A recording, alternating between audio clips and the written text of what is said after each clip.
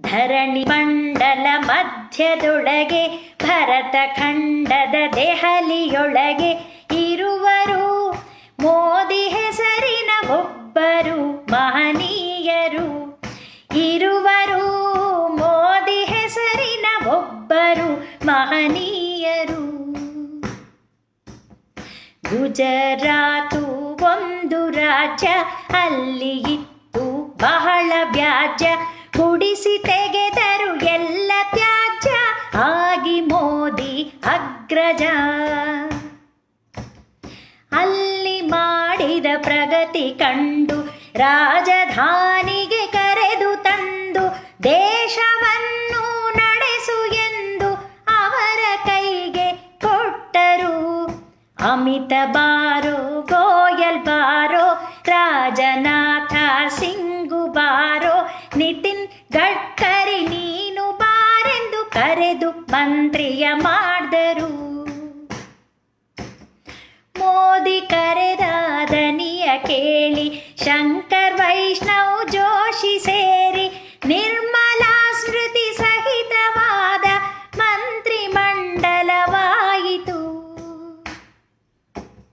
ಶುರುವು ದೇಶದ ಶುದ್ಧೀಕರಣ, ಕಪ್ಪು ಹಣದ ಅಮಾನೀಕರಣ. ಕಾಶ್ಮೀರವಾಯಿತು ನವೀಕರಣ, ಭ್ರಷ್ಟಾಚಾರಿಗಳ್ ಭಣ ಭಣ. ಶುರುವು ದೇಶದ ಶುದ್ಧೀಕರಣ, ಕಪ್ಪು ಹಣದ ಅಮಾನೀಕರಣ. ಕಾಶ್ಮೀರವಾಯಿತು ನವೀಕರಣ, ಭ್ರಷ್ಟಾಚಾರಿಗಳ್ ಭಣ ಭಣ. ಭ್ರಷ್ಟಾಚಾರಿಗಳ್ ಭಣ ಭಣ. ಕಟ್ಟುತಿಹರು ರಾಮ ಮಂದಿರ ಬಾಲರಾಮ, ಅಲ್ಲಿ ಬಂದಿಹ ಇಣುಕಿ ನೋಡುವ ತೆರದಿ ಚಂದಿರ. ಆಯ್ತು ಆಲಯಗಳ್ ಸುಂದರ, ಧನ್ಯಗೊಳಿಸಿಹ ಭಕ್ತರ. ದೇಶ ಸಾಗಿದೆ ಪ್ರಗತಿಗೆಡೆಗೆ, ವಿಶ್ವ ನೋಡ್ತಿದೆ ನಮ್ಮ ಕಡೆಗೆ. ಚಂದ ಇವರು ಇಡುವ ನಡಿಗೆ, ಲೋಕ ಚಿಂತನೆ ಎಲ್ಲಗಳಿಗೆ.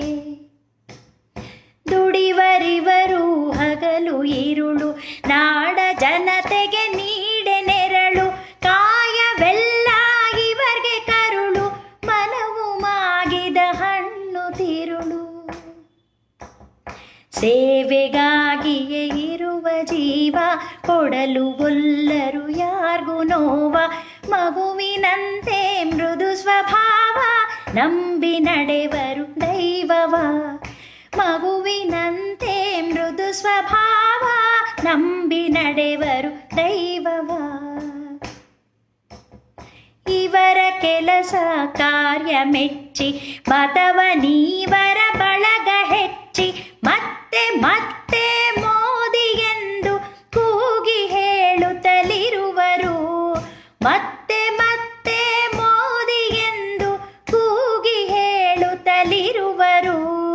ಇವರ ಕೆಲಸ ಕಾರ್ಯ ಮೆಚ್ಚಿ, ಮತವ ನೀವರ ಬಳಗ ಹೆಚ್ಚಿ. ಮತ್ತೆ ಮತ್ತೆ ಮೋದಿ ಎಂದು ಕೂಗಿ ಹೇಳುತ್ತಲಿರುವರು.